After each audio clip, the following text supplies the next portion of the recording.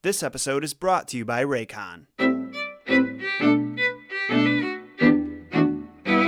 What's up, Solo Cups? My name is John Solo, and as I'm sure you can already tell by the title, this episode of Messed Up Origins is going to be a little different than usual. That's because April Fool's Day was this week, the time where people all around the world celebrate the art of practical jokes and hoaxes. To be honest, pulling pranks isn't really my thing, but I still want to celebrate this holiday of humor with you guys because I think we need it now more than ever. I don't know about you, but this is only like the second April Fool's I've spent in quarantine, so I haven't mastered it just yet. Instead of trying to fool you guys with something lame and basic like an I'm quitting YouTube forever prank, I thought we could spend today covering the origins of the Solo Cup, which like me was born in the glorious state of Illinois. As you're no doubt aware, because I just said it like 30 seconds ago, sometimes I like to call members of our community Solo Cups. Hopefully not often enough to get sued, but I know people get a kick out of it, so I like to incorporate it once in a while. So in the spirit of that, and because similar to the stories we usually cover, Solo Cups seem to have just been around forever, I thought it'd be fun to figure out where they came from and who's responsible for making one of the most iconic drink containers in history.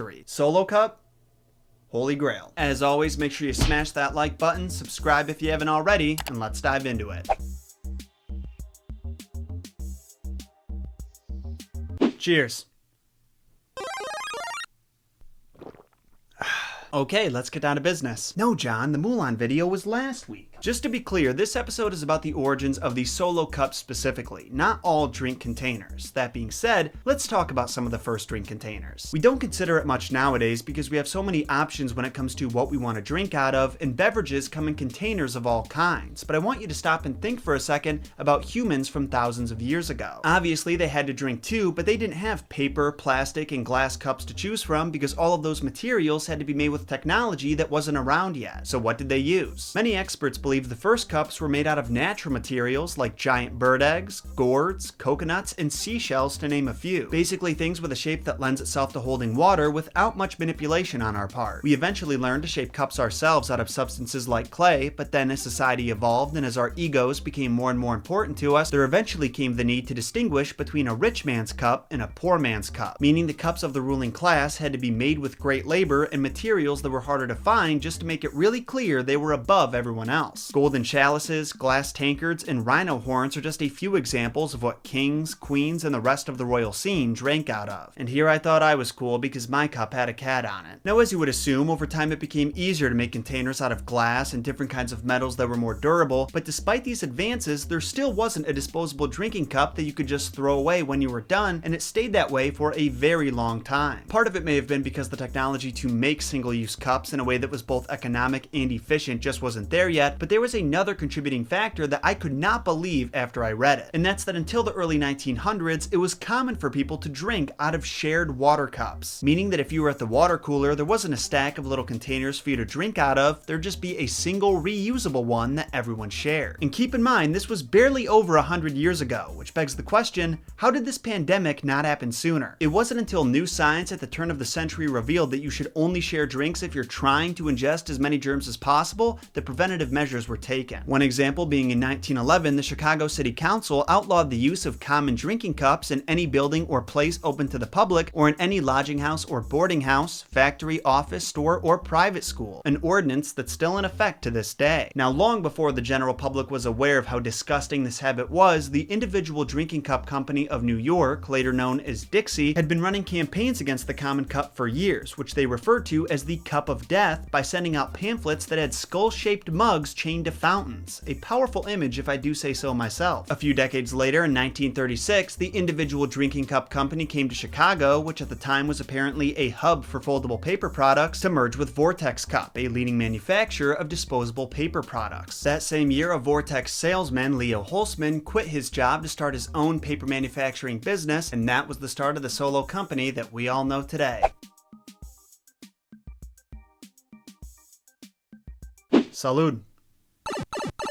Nothing beats the taste of ergonomic design, am I right? Now, Holzman didn't launch his company with the Solo Cup design that we use today. He actually started it by selling little paper cone cups that he made with a machine that he bought from a Czech immigrant, George Method Murda, that could produce 250 cups a minute from a single roll of paper. These were considered the ultimate disposable cups because they literally couldn't be put down. Rumor has it that Leo adopted the name Solo from the same man that he bought the machine from, who presented it as a solo-use cup maker. Now, he claims he got the name from a relative, saying it came came from the phrase "so high in quality, so low in price," but a 1965 court decision didn't see it that way when a patent lawsuit was brought against him. See, George Murda was already using the Solo name when Holtzman bought his cup maker, and Murda got the name from his wife Bezina, who suggested it as a good name for a one-use disposable container. Fun fact, Bezina was also the first one to engineer and patent the iconic paper cup design, which she thought of when working with a paper heart on a Valentine's box. Now, unfortunately, we have surprisingly few records about company operations at the beginning, and I don't just mean we the public, I mean anybody. Margot Burridge, a communications director for Dark Container who now owns Solo, said, "When we bought them in 2012, we were really frustrated at how little company history and artifacts they had retained." We do know some of their story though. In the 1950s, Solo started producing wax-coated cups that kept drinks cold and were a favorite at drive-in movies and fast food joints, so much so that we still use them to this day. Then in the 1960s, they introduced the Cozy Cup, a disposable single-use insert that was placed inside a reusable coffee cup holder. We do not use these anymore. A pretty strange detail is that around this time, Holtzman started including recordings of his wife singing popular songs inside their products. So if you bought a box of Cozy Cups in 1963, it might have come with a record of Dora Hall performing Franklin Street, or Everybody Loves Somebody, or a number of other hits. This was very confusing for basically everybody involved because no one knew who Dora Hall was and there was no apparent reason for music records to be sold with plastic cups, but honestly, Holtzman's reasoning behind it kinda tugs at what's left of my heartstrings. You see, Dora Hall, whose real name was Dorothy Holtzman, was diagnosed with breast cancer in 1959, and Leo was worried that without a pursuit of her own, she might lose her will to live, so he wanted her to have something to do. This ultimately led to him putting on a few pretty harshly reviewed television specials with her as the host, and with massive guests like Frank Sinatra Jr. coming on to perform. As I was researching these records, I was surprised to see there was a lot of animosity towards Dora for what's perceived as her buying her way to the top of the music business instead of earning it, but I don't totally get why that is. Maybe it's because some people thought she was actually trying to compete within the music industry instead of just being another personality added to it, but it doesn't sound like Dora was taking it that seriously. She's even quoted saying, "I do these shows to keep from being a meddling old grandmother," so to me it sounded like she considered it a hobby. I assume if more people knew the context behind it, they wouldn't have been so irritated by her presence, but who really knows? If the past few years have taught us anything, it's that if the masses don't have a legitimate reason to be upset, they'll just make one up. Anyway, it was this same decade, the 1960s, that the Solo Cup we all know and love was finally born. In 1967, Leo's son, Robert, found machines in Germany that produced plastic in multiple layers, making it possible for the outside and inside of the cups to be different colors, thus making them more appealing. As for how they settled on the red color, believe it or not, that was Robert's kids doing. One day he came home with about 24 different color combinations for the cups and asked them which ones they liked best. They settled on red, blue, yellow, and for some reason peach. According to Robert's son Paul, peach didn't sell very well, yellow was bigger in Texas, then again what isn't, and red was popular everywhere. Robert's personal favorite was blue, which may be why it's the second most common color Solo still produces today. So there you have it, that's how the notorious Solo Cup was born. But we're not done yet, because we still gotta talk about the many evolutions it went through after its inception and its iconic role in party culture.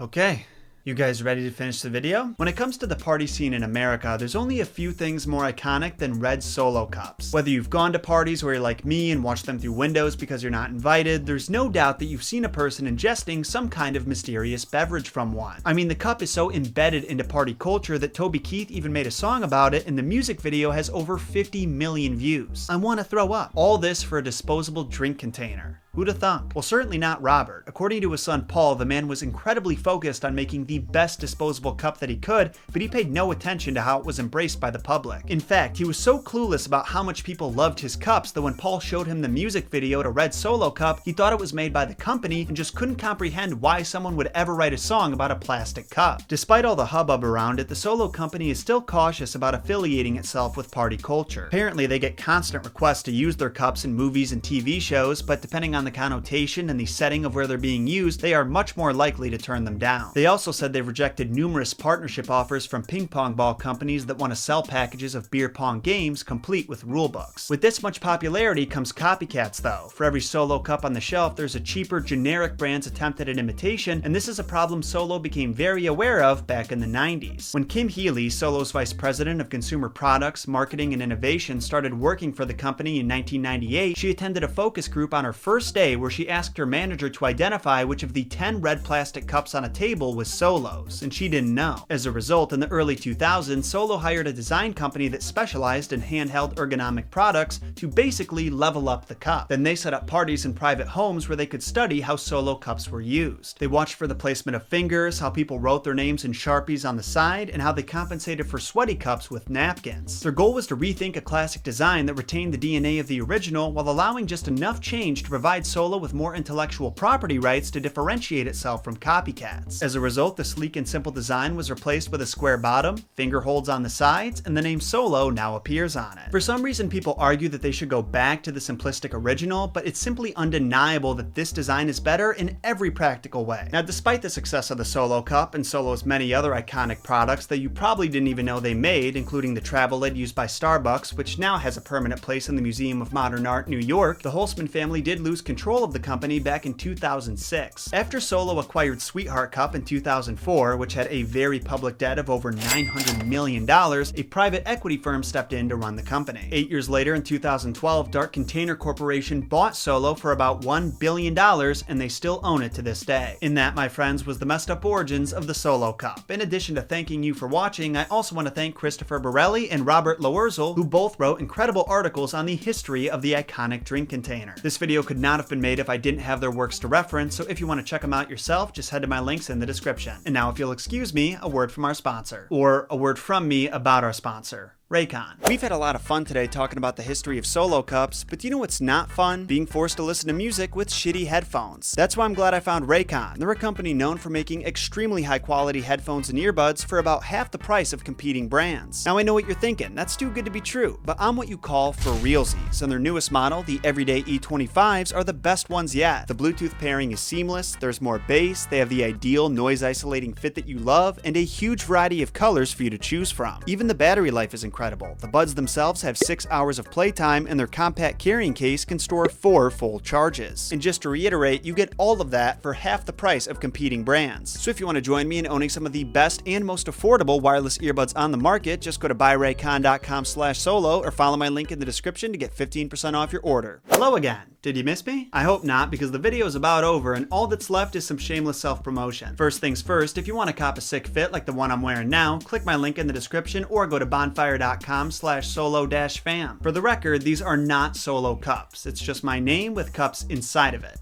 There's a difference. Are you just gonna cover up the logo? I'm trying to plug some merch here, bud. You're like right in the way. Secondly, make sure you hit that like button if you enjoyed this video, subscribe if you want more content just like it, and maybe most importantly, comment your thoughts down below. I had a lot of fun making this video and talking about another major yet mysterious part of our culture, so I'm curious to hear your opinions on whether or not I should make videos like this in the future. Even if not, I hope I was able to give you some entertainment during these weird times we're living in. And then lastly, don't forget to follow us on all the social medias. That's Twitter, Facebook, and Instagram to stay updated on channel news, send suggestions my way, and even say what's good. I'll be seeing you guys next week with even more messed up content. Until then, my name is John Solo, and remember, John shot first.